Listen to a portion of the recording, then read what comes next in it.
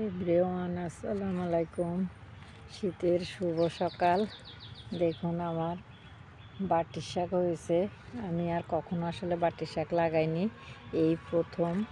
দেখেন এই শাকগুলি পালং শাকের মতো, কিন্তু খুবই সুন্দর, খুবই সুস্বাদু। এই শাকগুলি মাছ দিয়ে রান্না করলে অনেক স্বাদ লাগে। তাই আপনাদের সঙ্গে পরিচয় করানোর জন্য আজকে নিয়ে এসেছি। আজ আমি এই শাকগুলি তুলব রান্নার জন্য। এই শাকগুলি আসলে দেখেন বড় হয়ে যায়, দেখেন এই যে ফুল আসতেছে। আবার কিছু শাক আমার অনেক বড় হয়ে গিয়েছে, দেখেন এটাও ভাটি শাক, দেখেন কি বিশাল হয়েছে এবং ফুলও এসে গেছে।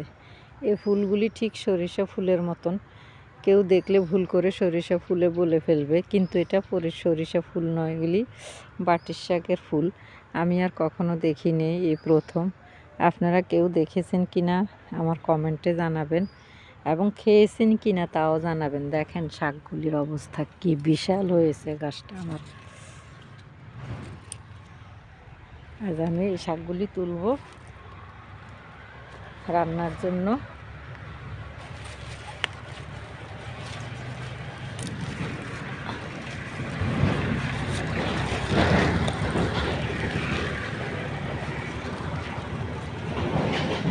এই শাকগুলি এত বড় বড় হয়েছে যে শাকগুলি দুটো তিনটে শাক হলে আমার হয়ে যাবে। দেখেন দেখেন কি বিশাল বিশাল হয়ে গেছে। কি দেখতে বাটির মতো, সেই জন্য বাটির শাক নাম দিয়েছে। আসলে আমি তা জানি না, আমার তো মনে হয় সেই জন্যেই। দেখেন বাটির মতো শাকগুলি বড় বড় হয়ে গোল হয়ে বড় বড় হয়। আমি 3টা গাছ তুললাম, আমার 3টা গাছে হয়ে যাবে। আজ আমি এই শাকগুলি রান্না করব। আপনারা কেউ এই শাক খেয়েছেন কি না আমাকে কমেন্টে জানাবেন।